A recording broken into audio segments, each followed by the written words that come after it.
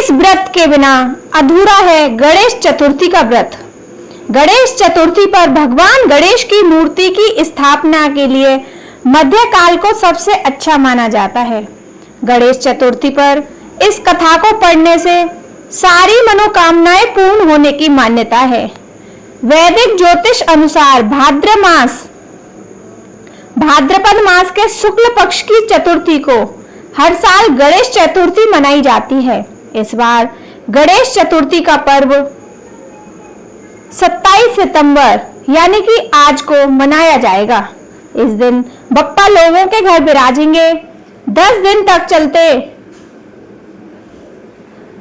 दिन तक चलने वाले इस पर्व का समापन अनंत चतुर्थी के दिन होता है। माना जाता है कि भगवान गणेश को घर में स्थापित करने से सुख समृद्धि घर में आती है। वहीं इस दिन पूजा अर्चना करने के बाद व्रत कथा पढ़ना जरूरी माना जाता है, वरना पूजा अधूरी मानी जाती है। आइए जानते हैं इस व्रत कथा के बारे में। गणेश चतुर्थी व्रत कथा प्राचीन समय की बात है। एक बार माता पार्वती ने स्नान करने से पहले अपने शरीर के उपटन से एक बालक की रचना की और उसमें प्राण डाल दिए। उन्होंने उसे अपना पुत्र मानकर दरवाजे पर पहरा देने के लिए खड़ा कर दिया। इसी बीच भगवान शिव भी वहां आए और अंदर जाने लगे। गणेश जी ने माता के आदेश अनुसार उन्हें रोक दिया। भगवान शिव को यह अनजान बालक देखकर बहुत आश्चर्य हुआ और क्रोध भी आया। उन्होंने कई बार समझाया, परंतु गणेश जी ने मां के आदेश का पालन करते हुए उन्हें अंदर जाने नहीं दिया। अंत में भगवान शिव को क्रोध आ गया और उन्होंने अपने त्रिशूल से गणेश जी का सिर काट दिया। यह देख माता पार्वती अत्यंत दुखी हुई और क्रोधित होकर बोली, यदि मेरे पुत्र को जीवित ना किया गया तो मैं सृष्टि का नाश कर दूंगी। तब सभी देवता और भगवान विष्णु ने मिलकर उपाय सुझाया। उन्होंने उत्तर दिया कि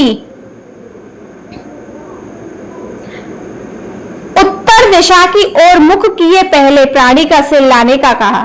संयोग से सबसे पहले एक हाथी का बच्चा मिला। उसका सिर लाकर भगवान शिव ने गणेश जी के शरीर से जोड़ दिया और उन्हें पुनर्जीवित कर दिया।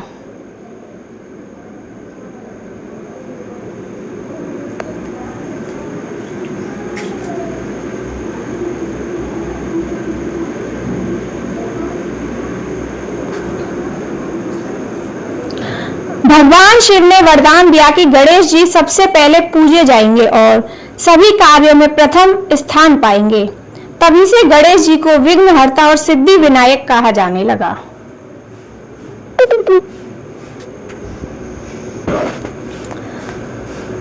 इस दिन भक्त गणेश की पूजा करते हैं और व्रत कथा सुनते हैं।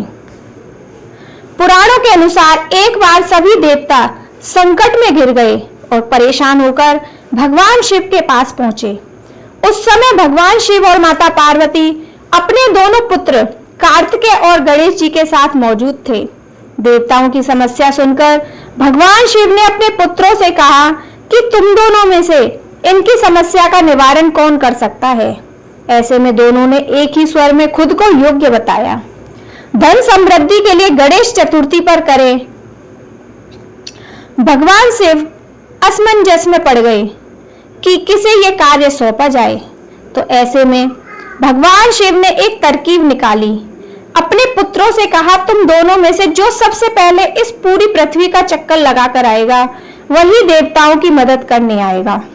शिव जी की बात सुनते ही कार्तिकेय अपने वाहन मोड़ पर बैठकर निकल गए, लेकिन गणेश सोचने लगे कि मूषक पर बैठकर वह कैसे इतनी जल्दी पृथ्वी की परिक्रमा कर पाएंगे। बहुत सोच विचार के बाद वे अपने स्थान से उठे और अपने माता पिता की 7 बार परिक्रमा करके अपने स्थान पर आकर बैठ गए और कार्तिकेय के आने का इंतजार करने लगे। शिव ने गणेश जी से परिक्रमा न करने का कारण पूछा तो उन्होंने कहा कि माता पिता के चरणों में ही समस्त लोक हैं। उनके इस जवाब से भगवान शिव भी प्रसन्न हो गए और उन्हें देवता की मदद करने का कार्य सौंपा। साथ ही ये भी कहा कि हर चतुर्थी के दिन जो तुम्हारी पूजा और उपासना करेगा उनके सभी कष्टों का निवारण हो जाएगा। कहते हैं कि गणेश चतुर्थी के दिन व्रत कथा पढ़ने और सुनने से सभी कष्टों का नाश हो जाता है। तो दोस्तों, यह थी गणेश चतुर्थी व्रत कथा। बोलो गणपति भगवान की जय।